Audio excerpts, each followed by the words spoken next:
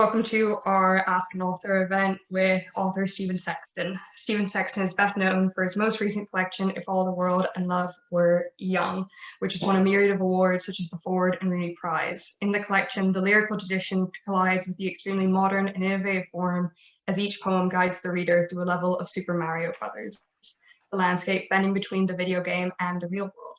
The work, which initially began as an act of being mischievous, soon revealed itself to be an elegy. The result is a collection of poems that are at once dreamlike and familiar, that grapple with grief and youth. And we are so excited to talk to Stephen today about his writing, his advice to young poets, and if we have time to chat about favorite Mario characters. So in my research, I was reading an interview you did with Penguin, in which the advice you gave to young writers was, it's important to remember there are no wrong things that can go into your poem. The things that you care about are valid, they matter, and are what's important. I was wondering if you could expand on this advice with the focus on unlearning wrong ideas in poetry. I'd be glad to, and thank you, Caitlin, for that introduction, and thanks, Reeve and Alex and everybody else for having me. It's lovely to talk to you, and I appreciate the invitation. So yeah, thanks. You're all doing wonderful work for everyone who's interested in writing. The work's very much admired. People notice and people are grateful. So thanks. What can I say? Yeah, so I suppose I was thinking of that question of what can and can't and what should and shouldn't, although I'm very suspicious of what, of shoulds when it comes to poems. I mean, I suppose, so as you mentioned, the book that I wrote is largely about Super Mario World, or it's largely not about Super Mario World. So it's kind of like I spent a lot of my time before the book was coming out anticipating how I was going to defend myself for writing a book about Super Mario. So I was thinking about, what I can do. I mean, I do think that is true. They're not, there are no inappropriate subjects really, or there aren't things that shouldn't go into poems, except maybe for the things that are inappropriate in every other sort of aspect of one's life. But I suppose what I mean is that, yeah, the things that I spend my emotional life with are not always, the major subjects of poems. I spend a lot of time watching Friends, for example. I spend a lot of time like making dinner.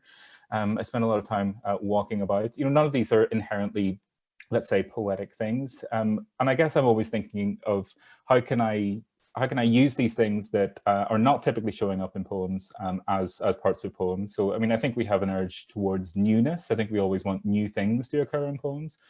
And I think it can be dangerous then to throw things in for example, I think it's very hard to write about the pandemic. And I think what the useful thing that I think about is that on the pandemic, for example, is that as a subject, I think it's not very interesting. And the lockdown as a subject, I don't think is very interesting. But as a context, I think it can be extremely interesting. In a place where other things happen, that is really, really useful. So when I think of things that poems might be made of, such as Super Mario, for example, I think that's good because it offers you new landscapes, new kinds of tones and qualities of experience and all that sort of thing. But the book's not about Super Mario. It's about one of the, old topics. It's about death and love. Mm-hmm. And I mean, some of you, I think, are English students at Queen's, and it's something I've been thinking about lately. I don't know if you were still obliged in your first year, I think, to read a book of short stories by Nam Lee. It's a book of stories called The Boat. I don't know if any of you ever had to read that, but there's one in it. It's a story about creative writing, and I noticed that it's named after something that William Faulkner, the American novelist, said. And because it's long, I printed it out just so I could remind myself of what it is. So basically, what in his Nobel Prize acceptance speech, he's saying a lot of things, and he's saying he a lot, but he says she sometimes. And I think he doesn't necessarily mean men, but we think about that. But so he says, basically, you should leave no room in your workshop for anything but the old verities and truths of the heart, the old universal truths lacking which any story is ephemeral and doomed, love and honor, pity and pride, and compassion and sacrifice. So he picks up those things as, big topics, like the big topics of literature. And I think the problem is that those really are the things that we write about, like love and death and sadness, feelings. But feelings are kind of useless in writing, so you need to find other ways of evoking those feelings. And I think one of the risks with putting in something like Super Mario is that it is unconnected to anything else. You know, it's simply Mario for the sake of it.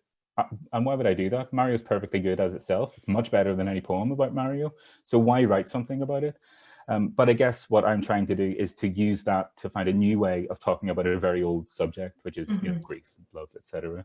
So I think that's the sort of challenge is, you know, do whatever you want, write about anything, write about Zelda or Netflix or whatever. But I think ultimately it has to tell us something about one of those old subjects, you know, one of those very deep human things that people actually really deeply care about. So I think that's how I would qualify it, I suppose, what I was saying. It's almost so hard to shy away from those big topics, and especially I liked what you were saying about Mario there. I was recently reading Ben Lerner's Defense of Poetry, in which he was talking about, you know, what you have in your head is always so different than what comes out on the page, and what you think is a poem is always so different than what's the poem on the page. And that disconnect is sometimes so hard to bring together, I guess, of this is still a poem even if it was not the poem in my head. And you were speaking there about the landscape in Mario, and that was something that was so when I was reading the book at times, the difference between Mario and the landscape just bent together so beautifully, in that when I was on my 5-kilometer walks, I was like, oh, I now feel like I'm in a Mario level, because there I have little bridges to cross by streams and things. And I was wondering if you could talk about the approach of simultaneously these poems exist in two worlds, and if you could talk about the way in which they bent together when you were writing it. Yeah, gladly. I mean, I know that feeling so really distinctly of, or yeah, if you watch something or do something that has a really profound kind of emotional or psychic effect on you, like it, even when you leave it, it stays with you. And I've definitely, when I was younger, played video games so much that you start looking at the street in a different way, and you see trees differently, and you see, you know, I could hide behind that wall. That's just about the right height for someone to kneel behind. Yeah, so I know that feeling very much. I suppose what I was aiming to do is that two-worldedness, you know, this sense of being, you know, I have a little epigraph at the start, and I mean, it's strange for a book that is deeply concerned with very sad things. There's a lot of weird jokes that I've made in it. So like there's a 3 epigraphs, one from Susan Sontag, one from John Ashbery, and one from Mario. And I just thought that kind of cracked me up a bit. But it sort of literally says, it's, you know, it's a me, Mario. And, you know, and you mentioned, you know, I guess how the lyric tradition is involved in this. And it definitely is. But, you know, as a phrase, you know, it's a me. It's a version of me. It's one of me. That Mario literally says. I guess he doesn't mean that, but he says that. You know, this sense of blending two kinds of identity, you know, together, like a real person and an imaginary, you know, version of themselves. And I guess the force that does that is grief. Like it makes everything strange, you know. So yeah, you're trying to negotiate as a sort of strange way that grief changes the world, you know, and it doesn't, but it feels like it does. Or you know, if you've ever had that experience of looking at a photograph of someone who's died, you know, the photograph has not changed, but of course it's changed, you know, like trying to account for that bizarre change of context where, you know, the thing itself is no different, but you would swear that it's different. So trying to understand what the world is like is this kind of, you know, grief dented place. So, you know, one of these then is a kind of real world, and one of them is a kind of idealized world. And you know, I guess for me, I've always been trying to work out that difference between, you know, being realistic and trying to come to terms with things, however difficult they are, and at the same time, acknowledging how easy it might be to, you know, not exactly escape as such, but live in a world of fantasy, and sort of these two identities wrestling with each other. You know, the one who's trying to protect oneself, and the one who's also trying to be realistic. And yeah, I mean, I guess the other thing that I would maybe say is that about this kind of two-worldedness, of like two-headedness, yeah, that kind of feeling, is that I guess I've talked to some people about the idea of like a kind of escapism, and it's strange to me when I think about that, because that was, you know, that was no part of my ambition ever, because I feel as though sometimes it's a conversation that people have often, and I think especially with video games, you know, the idea that people escape into them because the real world is too hard to bear or something like that. I imagine the same thing was probably said of novels, like in like the 1700s, you know, like the young people these days are reading novels and It was always like the young women these days can't read poetry because they're too busy reading their novels. For example, yeah, they're neglecting their epic poems. They make sure, yeah, they're going into that. But for me, like, it was never this sense of like escaping from anything. It was more like this sense of you find yourself in a bizarre and unfamiliar and strange and terrifying place, i.e. grief. And you're trying to get back out of it again. So like, you know, and with a video game, like it's that feeling of coming out of it and that world's still following you. Yeah, so it's like this kind of unshakable quality. These two worlds that never quite leave you. The other one's still somewhere behind you.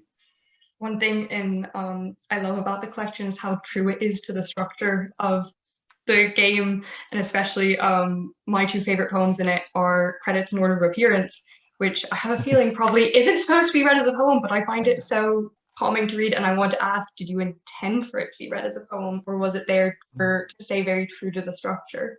Well, it's really nice of you to say that. Thank you. I'm glad you like them. Maybe especially that one. I mean, I don't think of it as a poem, but I'm very happy that you would read it that way. I mean, there's a couple. Yeah, so I go through every level, and like completeness is important. If you're doing it right, of course, you need to have to complete it. So necessarily in a book about Mario, every level must be represented. So I did that. And yeah, as you say, at that point in the game, the credits roll with people like Mr. Koji Kondo and everybody else, which wasn't actually a big team, I think, now that I think about it. But yeah, the credits roll. And I guess what I wanted to do is mimic that. But yeah, because I guess I'm really interested in looking at, at images of things, as opposed to maybe the things themselves. And that's another like weird grief thing where things don't look like themselves, but they're kind of themselves. So I ended up, yeah, thanking all the things in all the poems, like for their appearances. Like another weird joke. I don't know why I'm making so many weird jokes in this very sad book. But, saying like, thank you, trees, for allowing me to use the appearance of you in these poems. But the other thing I suppose that I wanted to do, I wanted to kind of stave off like plagiarism, because I have lifted a lot of like words from people. Like there's a bit from a Johnny Cash song somewhere in it. There's like loads of stuff and I've just borrowed from places, and I needed to note that in some way. So that was one way of doing it. The other thing that I thought was kind of cheeky, and which is why I'm especially pleased that you like it, is I feel as though that credit section like makes you read the book twice, just really, really quickly. Like I went through and I marked. I was like, oh, that's where that goes. That's where that goes. And that's what was so enjoyable, was it felt like a way to, because I sat down, the first time I read this, it was the night of the 2020 election, and I had borrowed it from a friend as a way to calm my nerves, because I needed something to not be paying attention to. So I read it all in one go as a way to stay awake while getting the election results. And I just remember I got to that point and I just went, it just made me take a deep breath out as I read this big scrolling list of things. And I think that's why it became my favorite. And then my favorite is hidden in the book. And that's partially why it's my favorite. And it's the hidden Yoshi's house at the back. Because it is just the most hope-filled thing I have read in such a long time. And the first ever poetry collection I studied was Ariel by Sylvia Plath. And I remember my poetry teacher explained to me that Hughes took the book and reorganized it to put words at the end so that the book finished on hope. And ever since then, I've believed that poetry collections need to finish on hope. And that was just such a lovely thing to have at the end of this book that got me through what was a very difficult night. Okay, I'm so pleased to hear that. And yeah, thank you for reading it all in one go. I kind of hoped that it was, I mean, it's not very long, like it's big in pages, but most of the poems like don't really go more than halfway down the page. So it's pretty quick. It was so nice to have as like a compare, and I put on, and then I learned that it's about I didn't go into it knowing it was about Super Mario, so I put on Super Mario when I had results on one side. Oh, that's really nice. There's just a picture of me like with tears coming down my eyes as I read. I think it was Donut Secret, the one which mentions McDonald's, and it was my first realization that McDonald's is one of the most poetic places in the world. It is one of the most poetic places? It is. It's now made appearances in many of my poems because I was like, oh, that's actually quite like broken McFlurry jeans are a very poetic topic. They are, and yeah, they're always broken. I know that's a thing that people have talked about at great length, but yeah. Apparently the secret is that they're not broken, they're closed for cleaning. That's what everybody suspects, isn't it? I know, yeah. This has not led me into my next question very well, but it's Okay, so in many interviews I read your thoughts on how visual culture is affecting poetry, and I was wondering what changes do you expect to see in poetry as a whole as we continue to kind of spiral into this visual culture? I don't know if I can tell you that, but I can try, or at least I can sort of explain some of my thinking. Mm-hmm. I mean, I think one thing is that, I mean, you know, what we're doing right now is this strange thing of images, you know. I mean, I suppose I've been, you know, I've been really into thinking about images and how they work and what they're doing. Mostly because, you know, I like poems, and the poems that I like most have images in them. You know, I guess that's sort of creative writing workshop 101 is use images, give us stuff. And I agree, you know, like I want stuff. I think partly because it keeps poetry in conversation with other arts, like you know, like film or like painting, like photography, all those sorts of things. But also, I think we're in, you know, an inherently visual species. You know, we look, we make judgments based on appearance. We decide what not to eat when we were living in the forests based on how they look. You know, we do that. And I guess it's always useful to try and think of what, you know, if there was a time when we weren't necessarily, you know, as image based. And I think that's hard to say. But I mean, I guess I've been thinking about images, you know, since the first time I used the internet, which is, I don't know, like 1990, I don't know, 6 or 7. And I still kind of remember that like feeling of like searching for something. I have no idea what to search for, but I just, you know, the fact that images could come to you, you could summon images like this. And I mean, I think that's a very big part of my thinking, and all of that stuff has only intensified since then. But one of the things I suppose that's changed is our ability, not just as like, you know, perceivers of images, you know, like I guess there's, you know, when I was growing up, there were 4 television channels. Like you watched what was broadcast. Your images were the ones that were given out to you and given out to everyone. I mean, what's different now is that we select the images that we want to view. And I think that's how we end up in difficult situations like Brexit or like the president, whose name we don't mention anymore. Because we select, you know, we curate the images that come to us, and we don't want to see anything that is outside of, you know, our bubble. And you know, I don't know, I've been on the wrong side of political decisions on those 2 occasions, and I kind of learned my lesson. It's like, I don't know, you know, I'm not being careful enough with how I understand other people in the world. I'm too protected. You know, I thought I knew what a mood was like, but I don't. But anyway, I mean, I'm saying the internet and you know, what it does with images.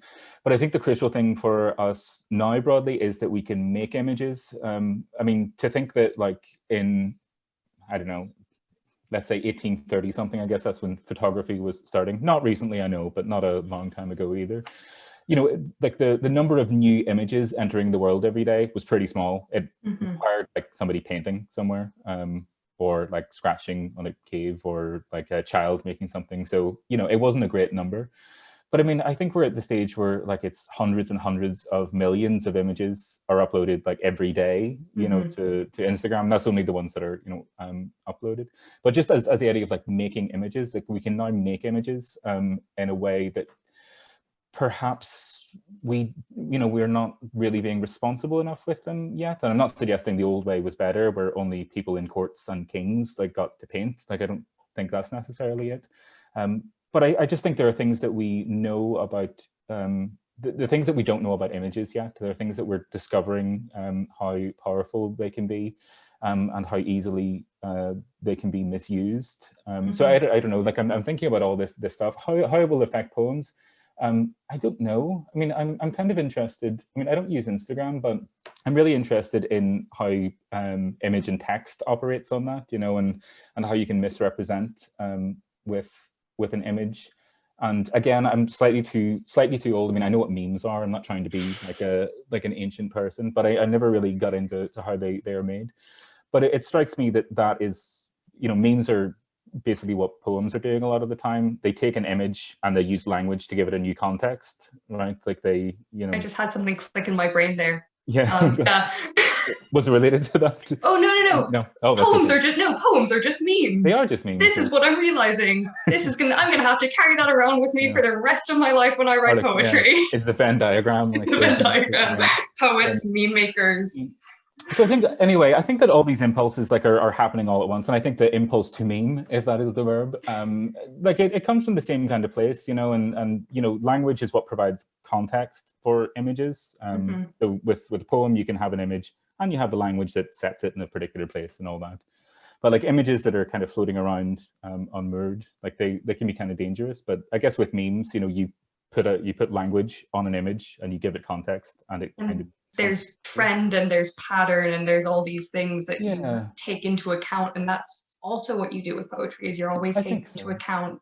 One thing that you mentioned in your when you were writing, you were quite scared of plagiarism, but then I think it was at your Rooney Prize event you were talking about how this is actually really common for poems about grief, is to take from other things, and that was comforting to hear, because often people get quite caught up in the idea of, oh no, it's too much like this one thing, but you're supposed to kind of weave all of your knowledge into one place when you make a poem, almost. I think so, and especially with a like a you know a analogy or whatever that you know at the very least, like you feel you should do it kind of properly, you know, like that you should try very hard, because I mean part of the conceit of elegy is that by writing this really well, you're going to cause that person not to be dead.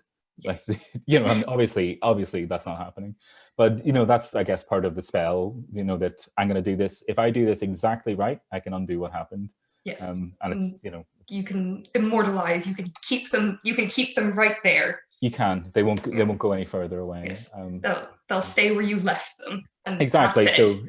So what I did was I made a weird mnemonic where I have tied all my memories to Super Mario World, so that when I go back to it, which I occasionally do, you know, they're all kind of there in a way that only I can see. You know, when I go through those levels, I can see. I have that with my grandfather in particular, like works of text. Like I have distinct memory of reading Shakespeare for the first time when I was far too young to on his office floor, and so now whenever I go and read Macbeth, I think of that.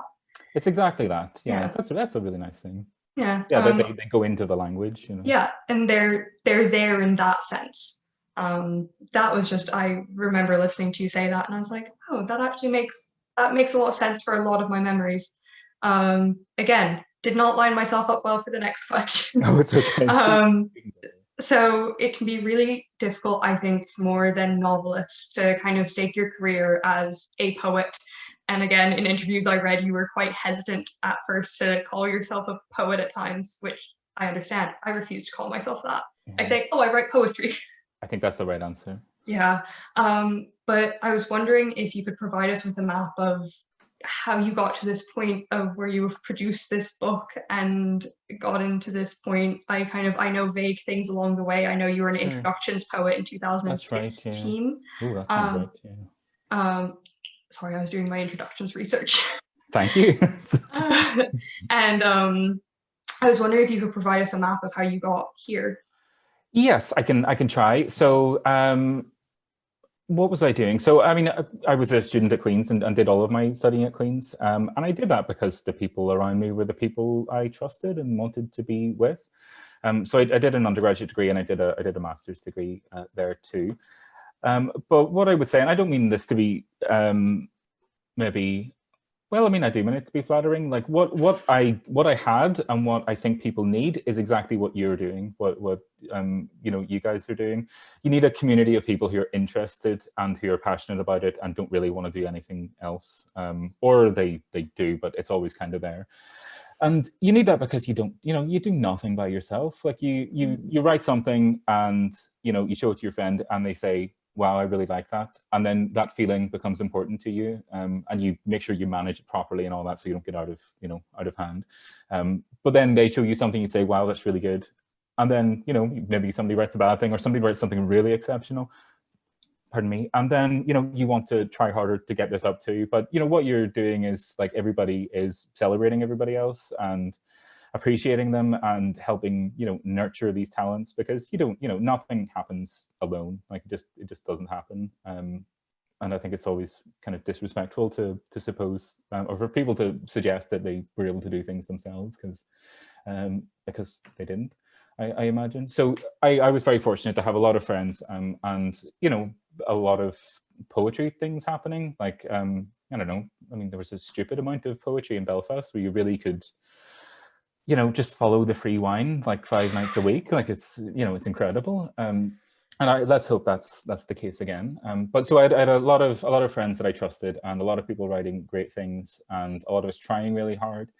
And yeah, so I started, I guess, trying to do, sending a couple of poems to places here and there.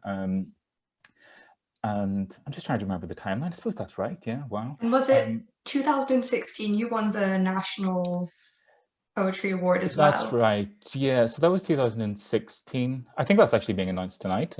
This year's one. I'm interested to see who the winner is.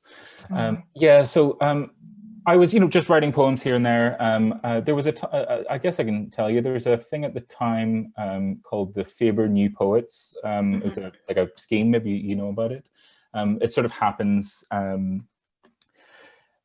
on and off. Like I guess it's supposed to happen. I don't know if it will happen again soon. But so what it publishes pamphlets and gives support to young people, and I really wanted to do that, because who doesn't love what Faber produces? Like it's impressive and stylish and all that stuff. And I was putting together lots of poems and thinking, like, that would be great, and sent them off. I think they took a notoriously long time, so it might have been like a year or something of not having heard anything. But in the meantime, I'd sent some poems off to like an anthology of like love poems or whatever, published by the Emma Press, and they were in London at the time, and came over to Belfast to do some events, which was really nice, and asked me if I would be interested in publishing a pamphlet of poems. And I sort of thought, like, well, yeah, like why wouldn't I take the opportunity that was on the table, as opposed to the one that might happen. And then shortly after, of course, didn't happen, because who actually gets to do that. So I guess publishing a lot of individual poems in particular places, and some here, some in Belfast, some in Ireland, largely. And yeah, so that one publication led to the publication of a poetry pamphlet that was in 2014. And I guess I just continued doing that for a while. And, I sort of tried not to send out a lot of poems that I would later like kind of regret, or that I didn't feel finished. Because it happened to me once where, and I don't know if any of you would agree with this. It's happened to me. Editors are fallible. Like they sometimes make mistakes, and an editor published something that they should not have allowed me to publish. And the cringe was so unbelievable shortly after that. So I just stopped doing it, because I can't deal with it. Like, the humiliation of publishing something that you later realize is not good. And eventually I started writing things that I thought were very good. And well, not very good. Some of them were okay. And I sent one of them to the National Poetry Competition. I don't know why.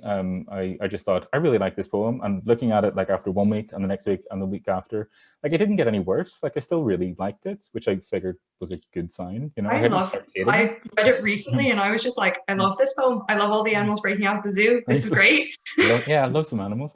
And people, it won, which was really lovely. But I guess all these things, and from there, writing more poems, I started doing a PhD that this book, If All the World and Love Were Young, was the result of. But I mean, all these things, what they do, I think, is confidence. Like they give you confidence to do things, and it's the same thing that's happening from your friends and organizations that you're doing. Like it gives you confidence to try things, and like I remember like one day I don't know. I must have been up very late, but the following morning, like with my head not really working properly, like I remember the first time, like I decided to write a poem with like Baz Luhrmann's Romeo and Juliet, and I was just sort of like, wait a minute, I can't just do this. Nobody's going to stop me. And that just this, like, I'm sure you feel this, where you think, okay, I'm just going to do it. I don't care. Like, I'm just going to do it. And you arrive at this kind of personal breakthrough where you're doing things that you just were unimaginable, and you just like, I don't know, silliness is very important to me. I think it was when I stopped writing what I thought poems had to be that I started liking my poetry, and so I started writing them in the weirdest formats I could think of. The weirdest one recently was a teen magazine personality test. Oh wow. which was very fun to write. So that's a lot of questions, right? Is it? Yeah, it was questions, and you kind of, and it's coming out soon, and I'm like, I want to ask people to fill it in and send it to me. Wow, that's really exciting. Like, and those things are so. I mean, you must have felt like a kind of, I don't know. Did you feel like you were becoming a slightly different version of yourself or something, or like that you turned a corner, or that something had happened? I wrote it about people I've been writing weird poetry since the pandemic started. The second I had to go home with COVID, my poetry got exponentially weirder.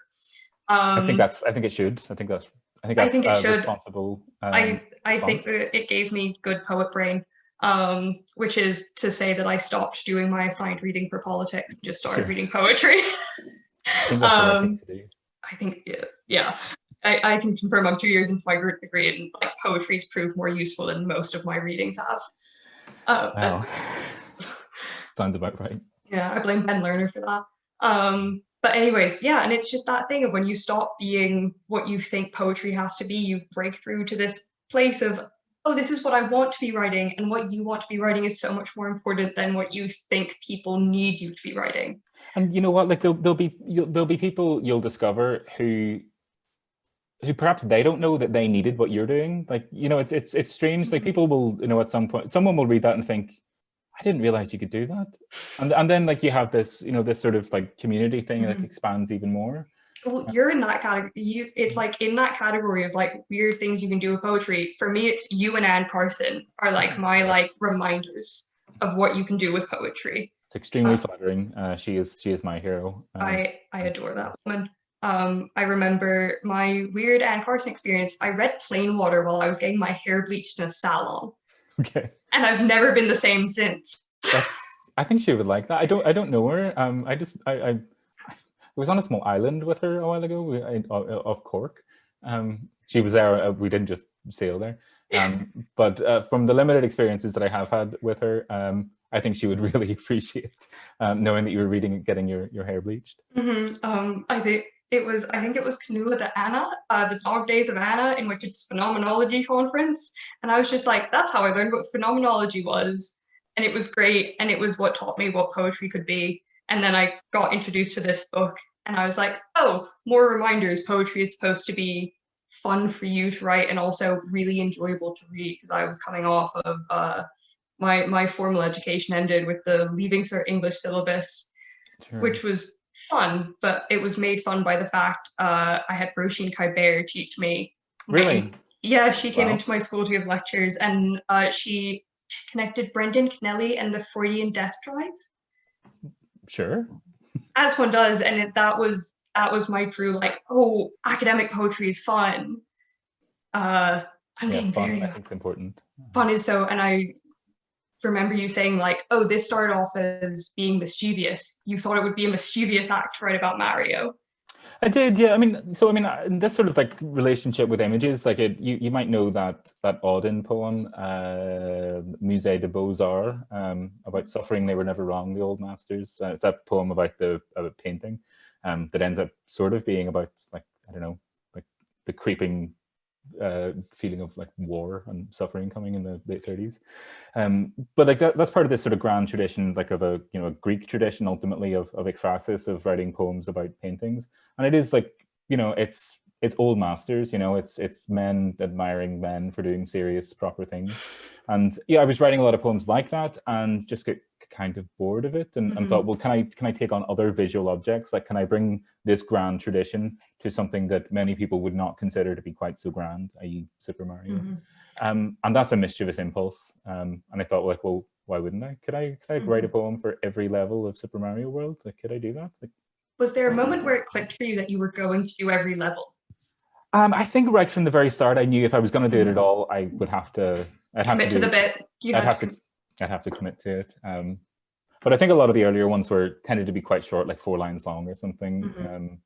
And I, drafted it. But yeah, eventually discovered like about a third of the way in, like this, it was a sort of voice, in my mind saying like, this isn't really just a joke, don't you? Like, you're doing something else here. The creeping voice at the back of the head. Yeah, and it was that bit, that I was saying earlier, where like this kind of silliness of Mario connected to the real thing, like to Elegy, and like Mario becomes like a metaphor. It's not really, you know, I sort of think Mario's, you know, if a metaphor has two parts, you know, the tenor and the vehicle, the thing that you're talking about and you're saying it's like another thing. I thought Mario was the first bit. I thought Mario was, that's just my subject and just writing about it, but I think Mario is actually the metaphor. Like my grief was my subject. I just didn't know it. I thought it was Mario, but I guess I got that wrong.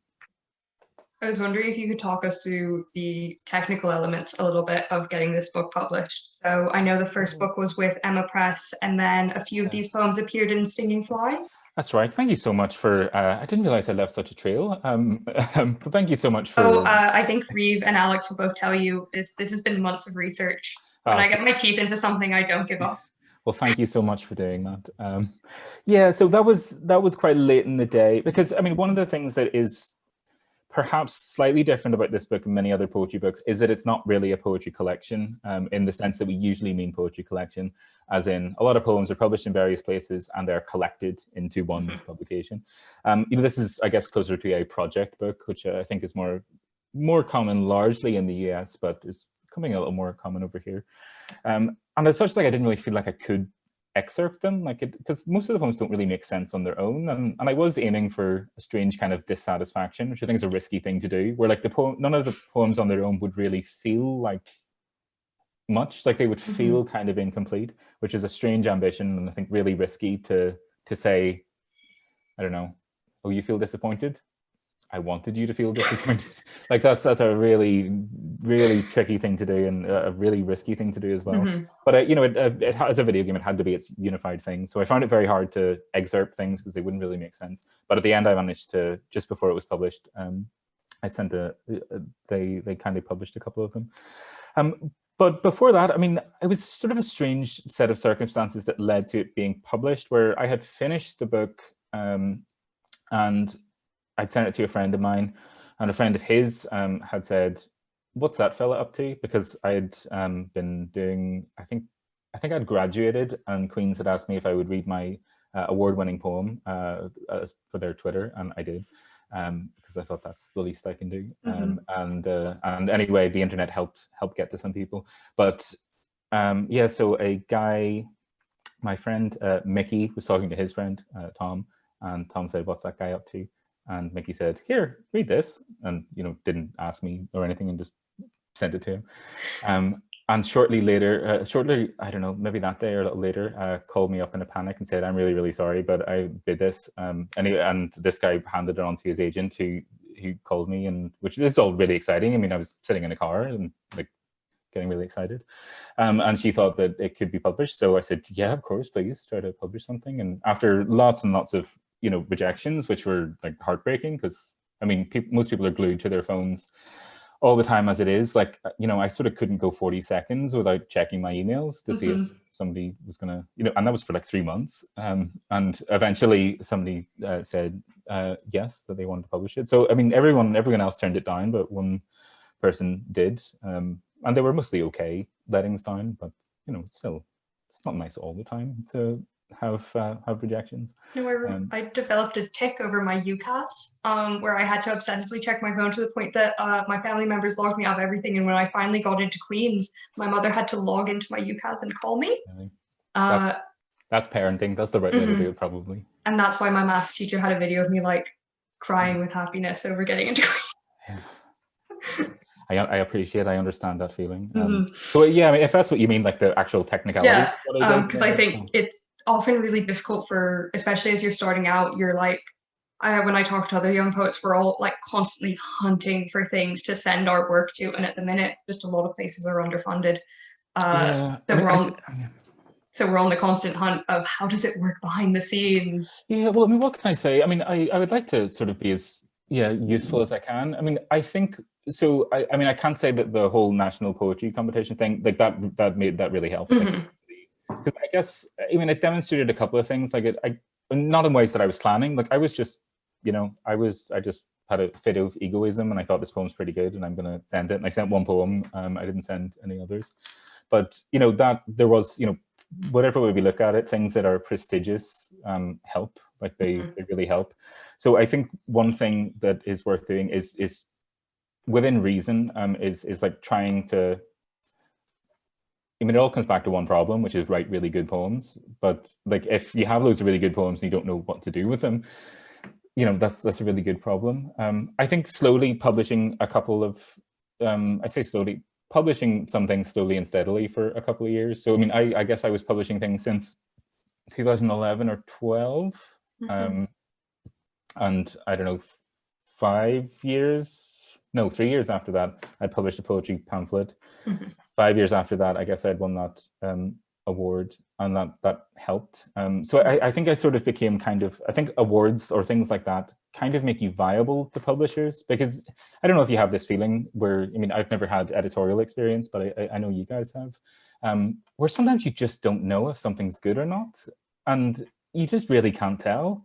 And if that person perhaps has published in other journals that you know and admire and like and all that stuff, or maybe has had awards or whatever, you're probably more inclined to think, hey, that probably is good, right? Like, but you have to bring in this other information to help make your decision. Because oftentimes it's like again, Susan Sontag quote, I always like the bullies, and it's like, if you see someone has gone into a really hard to get into magazine, you're like, oh, they must be a better writer for that. I guess, yeah. I mean, it's the thought process, but thankfully we keep all of our stuff anonymized, and on top of that, we're bored. We all read it, we all judge it together, and it's like, so you can be like, I can't tell, and sometimes we're all like, I can't tell, and so we sit with it for a week. Yeah, and it's really hard, and I think an award like that for me, if somebody's reading this manuscript, they can look at that and go, all right, well, maybe there's something to this, rather than I'm not reading a book about Super Mario. Maybe they go, could that person, I mean, maybe they're reading it to go like, how bad could this be?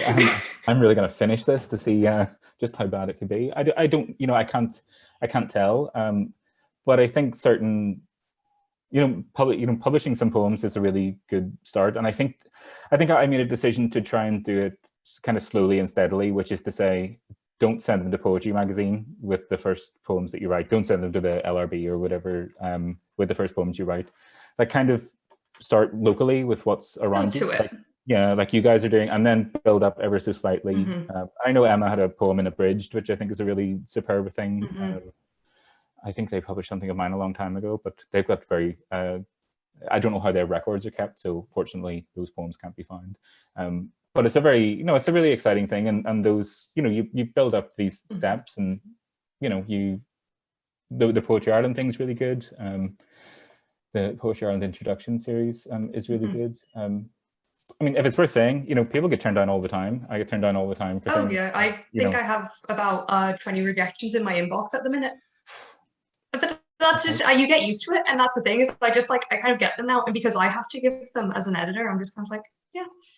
And on that good advice, just because I'm wary of the time, and I know we have a Q&A session, so I'm gonna do I'm gonna do my quick fire questions, and we're going into our Q&A. Right. Are these like reveal something psychological? Am I supposed to answer them quickly? Completely. Right. So would you ever get involved in making a poetry-based video game? I would be willing to try. Actually, there's a marvelous one that I played a little while ago that a man, I think his name is Callum Rogers, made. It's a poetry video game based on the William Carlos Williams poem, "This Is Just to Say." I mean, the goal of the game is, it's really great. The point of the game, the challenge of the game is eat the plums. It's really incredible. I'll find a link. Thank you. What are your book recommendations at the moment? What can I recommend? Oh, that's a good question. I can never remember any books that I've ever read when I have to recommend one.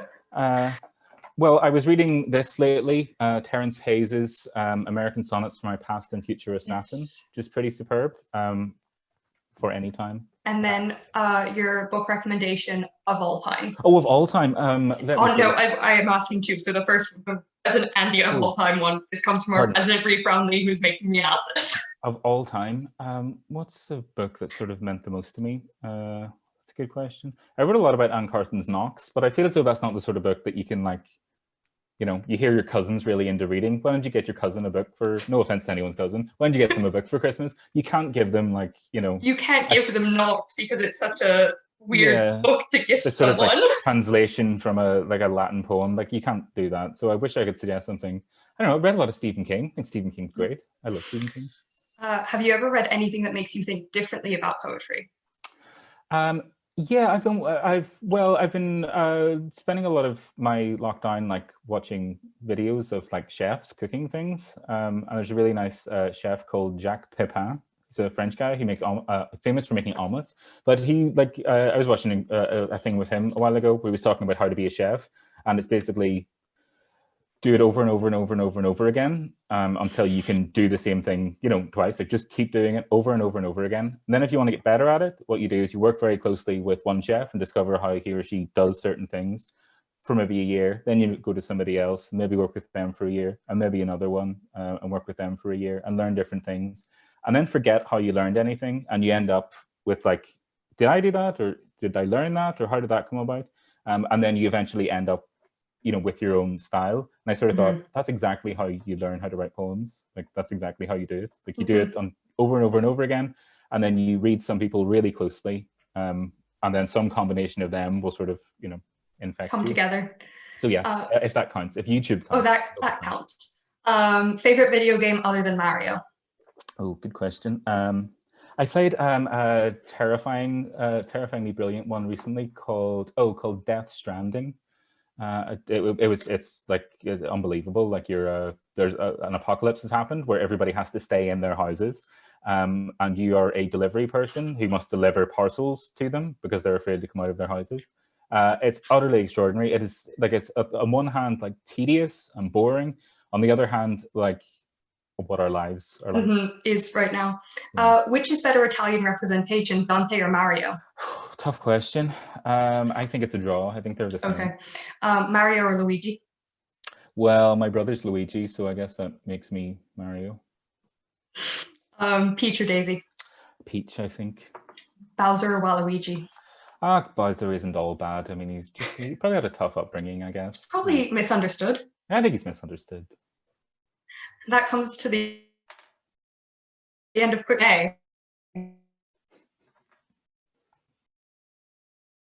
The raise hand function, or I will just keep asking Stephen to choose in between Mario characters, which I think we can get better conversation than that.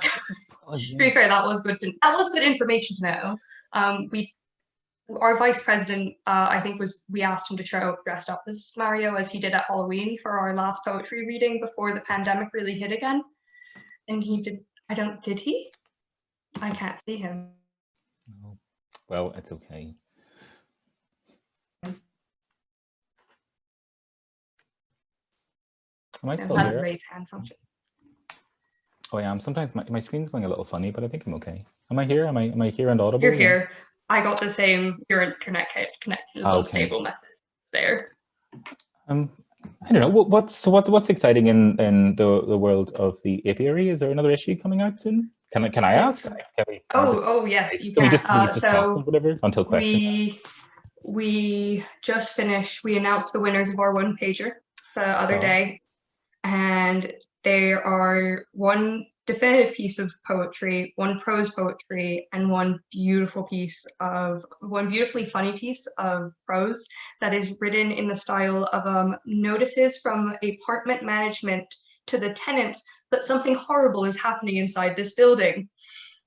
Wow. Written by the lovely Anya Hal. And it was just, I remember reading it and being like, oh, this is how my apartment building would react if they kept finding severed thumbs. Wow. Because that's what Holy Land's landlords do. Yeah. When are they going to be outlawed? For the past 3 months, but I'm back now, and I got videos on St. Patrick's Day of people jumping from the building above ours onto the ground to avoid the coppers, because I live on the ground floor. I've written poems for the Holy Lands, and I'm still like, I love it here, even though it is the oddest place I've ever been.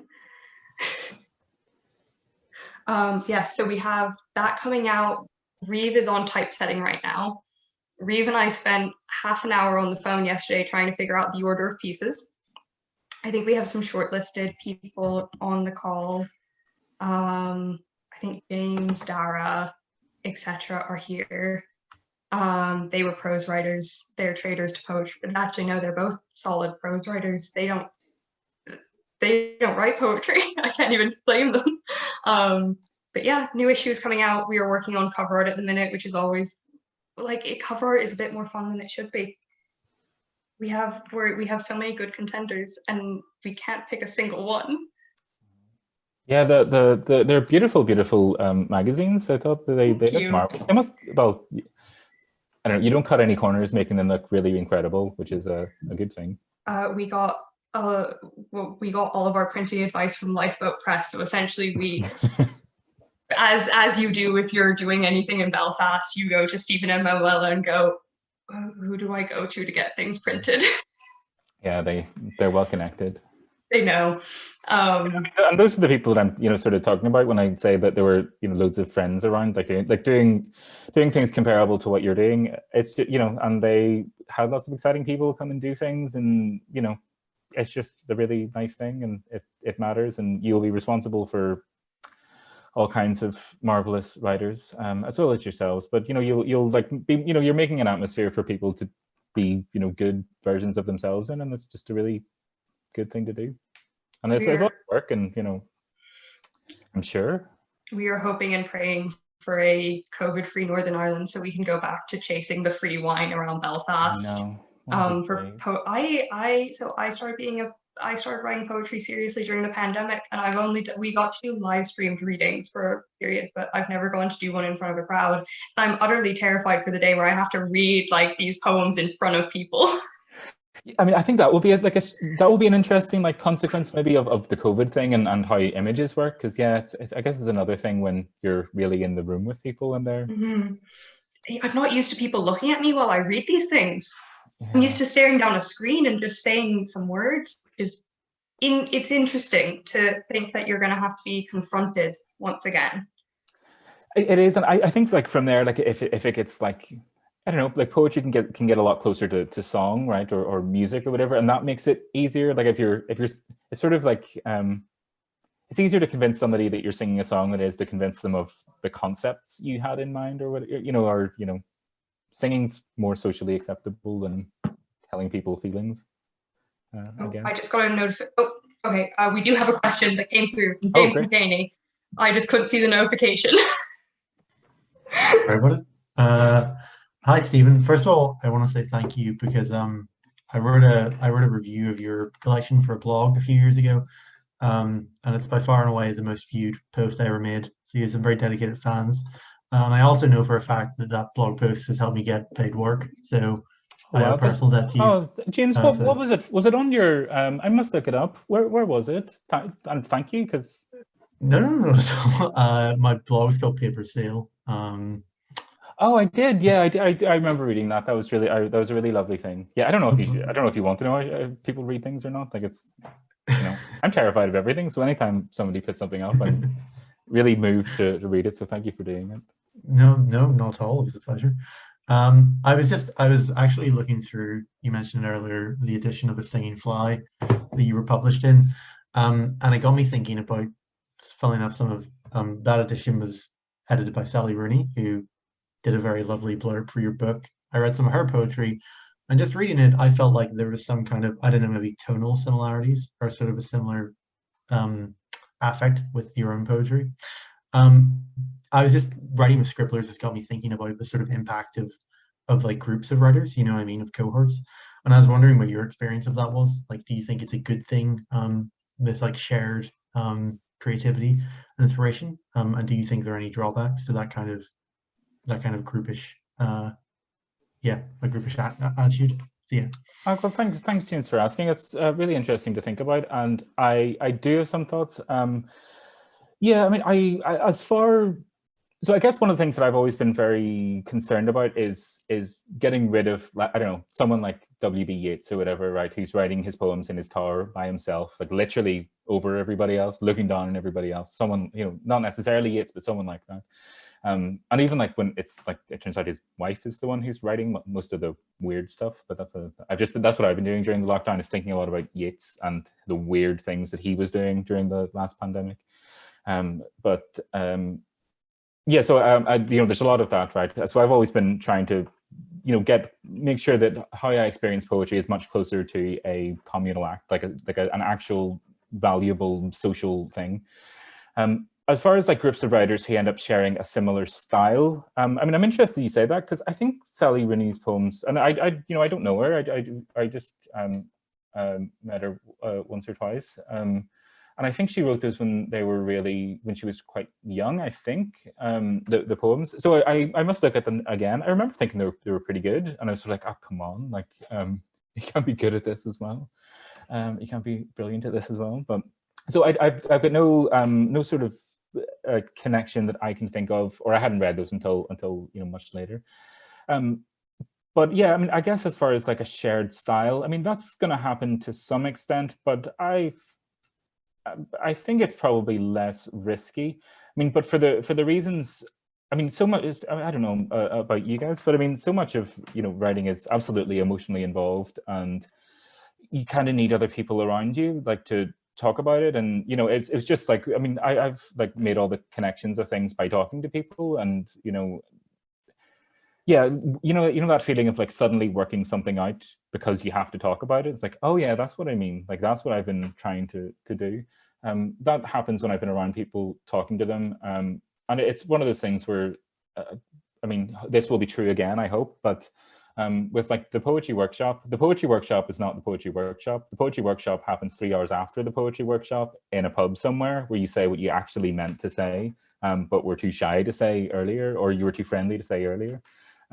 Like that's, and that sort of needs other people. Like, I think there have to be other people around.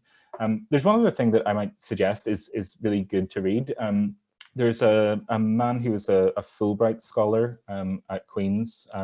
As you know, Sylvia Plath was a Fulbright scholar from the US to, where was she? Was she in Oxford or somewhere? Oxford, Cambridge, maybe? She was Oxford or Cambridge. One of the two, anyway. Yeah. But a man who came to Queen's called Wayne Miller. He's a really important person for me when it comes to helping me understand how poems work. He wrote a marvelous essay sort of about social media, and Kieran Carson was a marvelous poet at Queen's who died very recently. But he had this sort of phenomenon of a small back room. So there's this marvelous essay on social media and the small back room. And it's basically kind of arguing this, that, Kieran was someone who taught me a lot. And, what he would always say is like, the most interesting things are those things that happen in a small back room, i.e. in this sort of semi-private place or semi-public place, depending on how you look at it. But it's a place that's kind of outside society as such, where you're with your friends, you're with people you trust. You can have different kinds of conversations. You can be wrong about things. You can be told you're wrong about things, and you can learn, and you can try things out before you have to bring them to the public. So, as Caitlin was saying, like that terror of facing like a public or whatever, you can try things out to a miniature version of that. But I guess what I mean to say is that that what Wayne Miller argues in this article, which I think is really right, is something like social media doesn't allow you to do that. So he wrote this after, I don't know if you remember, there was a big argument about metaphor, because that's what poetry people are into, with Ocean Vuong and some other people arguing about metaphor. And that like really quickly blew up into this like really fierce argument where people were being demonized and all that. But this essay sort of says like, well, this is why you need these small back rooms, these small groups of people, like these friends, these semi-private, semi-public spaces, because you can have these arguments at a much deeper level without everything descending into like a fist fight, effectively. You can, one of your friends will say, hey, I'm not sure about that. Have you considered this? And then you don't have, nobody gets publicly humiliated. Nobody gets punched. And you probably become a slightly better person because someone has said, maybe you should reconsider that. So I think there are loads of valuable things for these spaces. Are there risks? I think there are. But I think a lot of them can be kind of manufactured too. I mean, it's only a matter of time before somebody accuses you all of being like in a clique or something. And I'm sure that's not the case. But there's, emotions are so high with all of this that any there'll be people who are suspicious or skeptical of success. The other risk is, like, as with small back rooms, as with private and semi-private places, who gets to enter them is a really big question. I mean, like, there are plenty of spaces where people of different backgrounds and identities just don't get to enter. Like, I mean, those are problems in society generally, but they're especially pronounced in small back rooms and in universities, you know, and in Northern Ireland, where diversity is not massive. I mean, it could be better by a long way. So I think if there are those, like, small groups of people, the risks can be that it's the same person 5 times, you know, and that it's not challenging, but it's not enriching. It's just, yeah, talking over agreed terms, and then people get too confident, and they're actually doing things that are of no value, but there are five people telling them they're brilliant, so they must be good. Anyway, I hope that sort of answers your question a little bit. Absolutely, thanks so much. Oh, really thanks, James.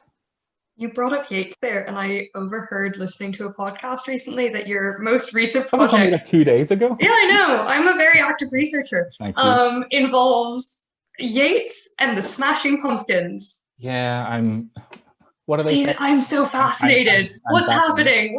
I want to know everything about this new project. Okay, this could be a colossal mistake, but we'll see. So, like, Yeats, I guess, is known for his automatic writing experiments, right, and lots of seances and communing with the spirits and the future and all that. I discovered through research that I made up that one of the people Yeats manages to contact with the help of his wife is Billy Corgan, the singer of the Smashing Pumpkins, who in 1992 in Atlanta in Georgia is having trouble finishing his second album. Second books are difficult.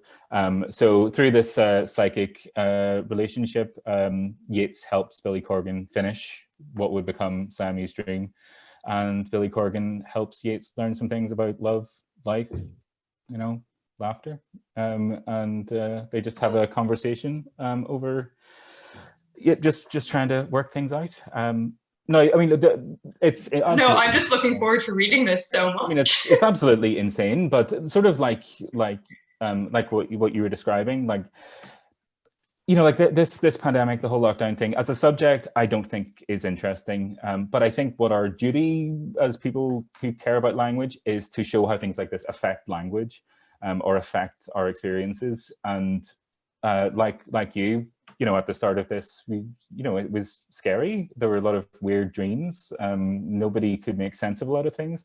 So I think that what my impulse is to like show the imagination under stress. Like, I sit down on the 20th of March, as I tried to do last year, and write something. This is what comes out. You know, that's the only way I can write about this pandemic and the lockdown. Is not about it, but what it does to language and what it does to the imagination. So what it did for me is that I thought it was a good idea that Yeats and Billy Corgan get into a discussion, and also, like, their weird politics, like the less said about Yeats, the better in some ways, and Billy Corgan is not so much better. Yeah, as a society, we've had a few arguments over Yeats. Where very contrasting opinions exist in this society about our feelings towards Yeats and on that. But to not get into it, I'm going to ask Alex if anyone else has raised their hand. Yeah, we've not had anyone else yet, but if anyone... Josh McCune has just raised his hand. Oh, hi. Hi, Josh.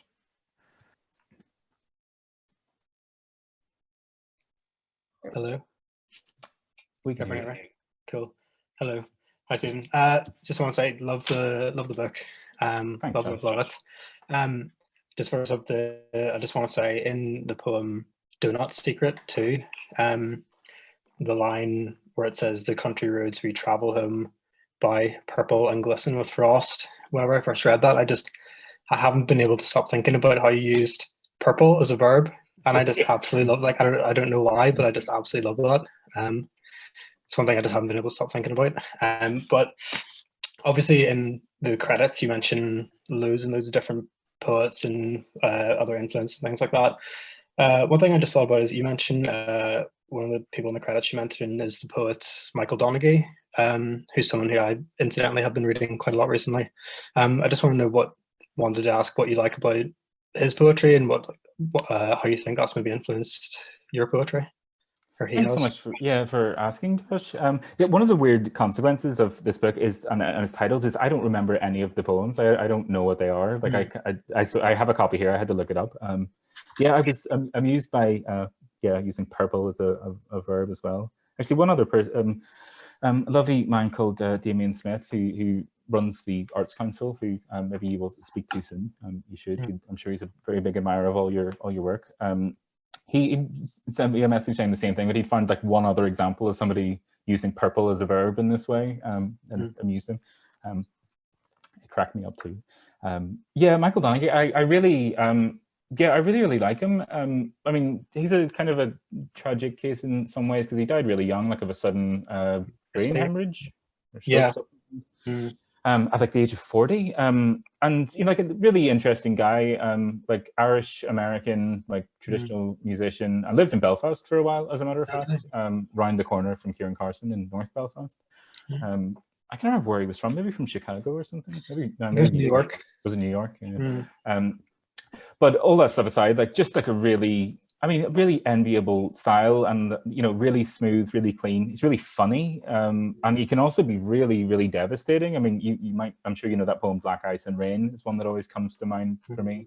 Like some guy just telling a tragic story to someone he's met at a party.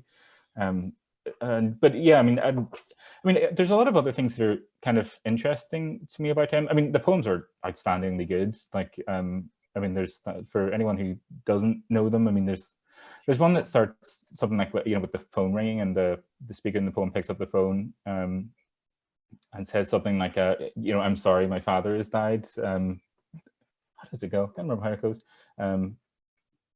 Which surprises even me, and I've just made it up. It's, whatever it is, it's a poem about trying not to talk to some boring relative on the phone by saying that nope, he's dead. You can't talk to him. But I mean, the poems I think are extraordinary. I think they're really funny. They've got the balance of like humor and devastation. They're extremely clean. That he uses, I think, rhyme and musical qualities really, really well. He writes really well about poetry. I think he's got a couple of books of essays on it. And he was also, interestingly, there was, like back in the early days of the internet, I think he was allegedly responsible for writing a lot of like spoof poems on the. He did a like really serious prank, and I can't really remember. One about it was like it was meant to be a translation of like an ancient Welsh. Was that what it was? Yeah, and it said that like it has like a whole sort of explanation about how researchers and academics have found that like when they translated this, it was the description of like the inside of a heron egg, and it was like the way it was woven was like in a perfect double helix pattern and all this stuff. And I remember reading it the first time thinking, this is incredible. Who's this ancient Welsh poet? And I went to try and research it, and then it comes up and it says like basically the Google search said Michael Donaghy completely made this up, like and made all the translations up for the poet. And I was like, that's incredible. It's just like, yeah, I've never read anyone else who does stuff like that. He did something else, I think, specifically with the online thing. I can't remember what it was. He was maybe like, I don't know, like spamming people, or he had a website where he was like doing lots of weird poetry things, but in a real pranksterish way. But like his name was never attached to it. I have no idea why I even think this to be true, but I think somebody told me that it was famously him. But it just is that sort of, the English is slightly new and interesting because it's, I guess, American English, and it's extremely musical because it's because I guess partly because he's a musician and cares about those things. But yeah, I mean, it's a very Irish American poetry, or a very British American poetry.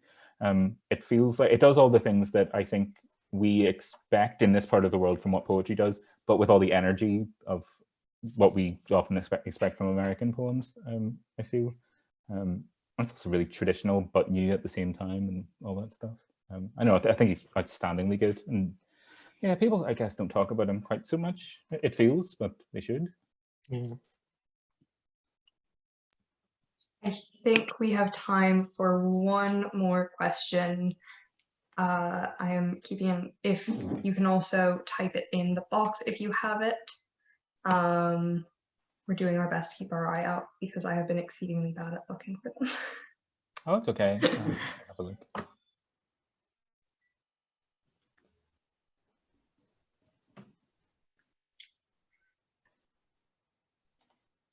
Gavin?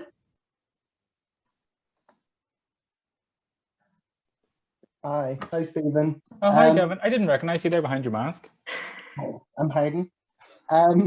Yeah, no, I'm interested. I know you talked about it a bit, but it's something that always baffles me in the actual progression from like undergrad to master's to PhD.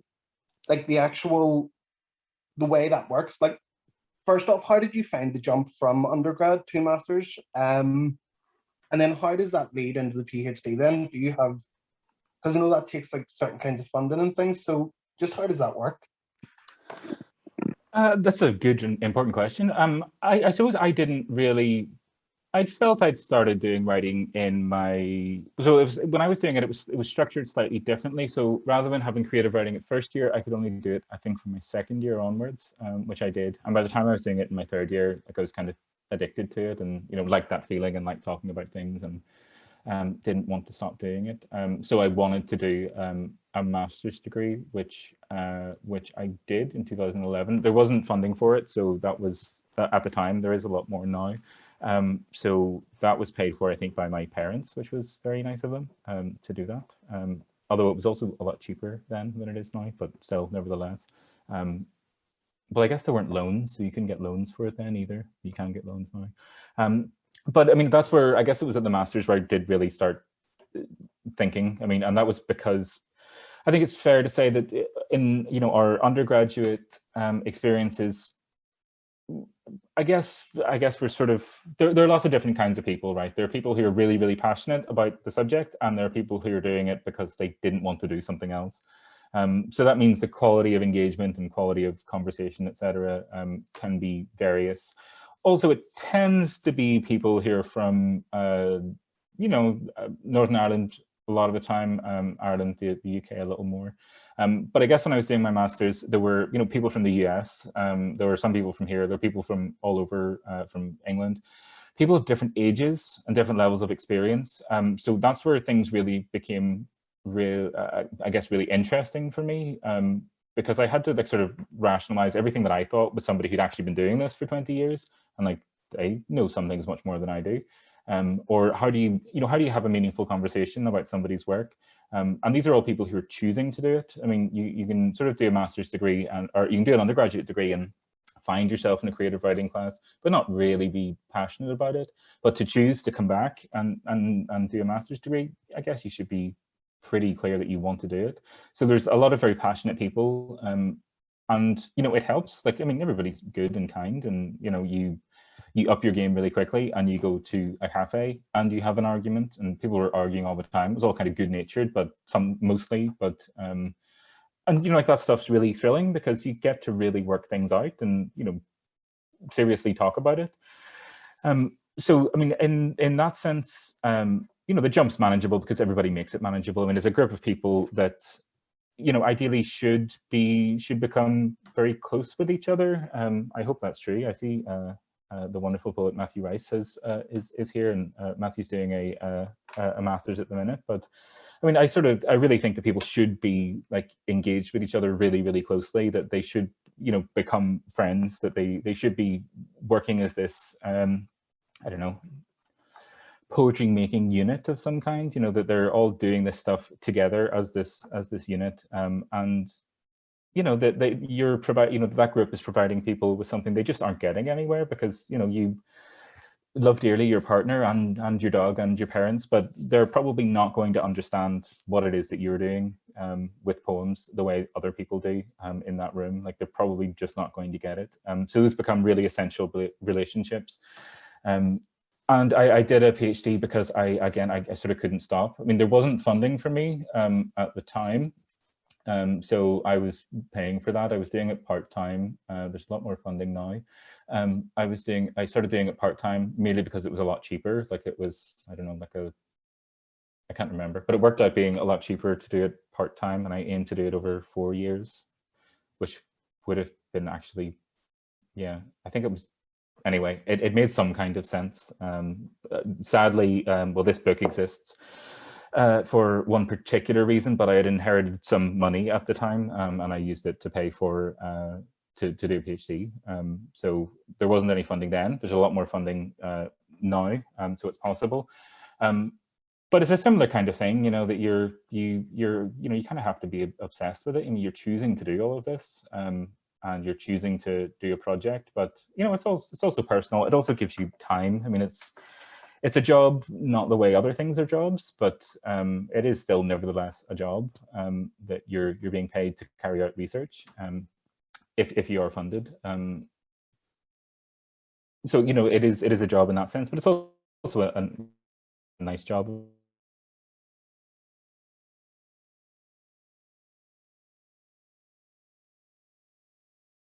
I mean, it's not mining of a different sort. But you know, you're kind of, you know, you have all this time to think, you have all this time to do work, to try things out, to get things wrong, to just hunt out those opportunities that you know, maybe that Caitlin was mentioning, like the you know, things that want publications, journals, maybe there are opportunities, and you might have the time to do it, because maybe you're not, you know, maybe you're not doing other things. So I mean, it's kind of different. A PhD is your research project. You want to do something, you spend a long time researching it and doing it. It's kind of on you. But I think the master's is a particularly useful space to discover a lot of things and change your mind and be wrong about things and get pushed in lots of strange ways, and yeah, just be introduced to things that you would just not encounter otherwise, and help you work out where your bit is. You know, work out, I guess people often say that finding a voice is the really important thing, and I think that's connected to all sorts of questions like newness and, you know, trying to find new ways of understanding things. It's also connected to all sorts of prize cultures, and I mean, I can't imagine how many new Bob Dylans there have been over the last 50 years. Like, it must be in the thousands. But you know, our culture needs newness, like it needs the new something. So there are challenges with that as well. I mean, for me, it was an essential thing to have done, was just be, you know, get to talk to people, because you know, the things like this are extremely lovely. Talking to you are extremely lovely, and I guess the thought that that would, when I was doing my undergraduate degree, that was going to stop, that I was going to lose access to these conversations and these networks of understanding, and however privileged they are, that terrified me, and I wanted anything to keep those going, to keep talking to people and keep learning things from them and all that stuff. So I feel as though I'm advertising it now all of a sudden. I feel talked into it. Yeah, I feel sold on it. I am, for the reasons of personal development and for the art of poetry. And on that was our last question of the night. I want to say thank you so much to Stephen. That was such an enjoyable conversation, and I feel like I've learned a lot more about poetry, have a lot of things to go think about, which was so nice to have, especially right now. I want to say thank you to everyone who asked questions, and I really, really want to say thank you to our wonderful Alex Ward, who put this together along with Reeve. This has been such an amazing event during what has been a not fun lockdown. You know, the lockdowns are getting bad when you have a favorite one. So I want to say thank you again, Stephen. This was so wonderful. Well, thank you, Caitlin. Thank you, everyone. It's thank you so much for the invitation. It's lovely to talk, and yeah, I hope we can talk more in the future. And yeah, I mean, thanks again for everything you do. I mean, it is noticed and it is really admired by everyone. You're doing such great work for, you know, everybody, and it is for everybody. And you're doing all the work. So thank you all for doing it. It's really appreciated.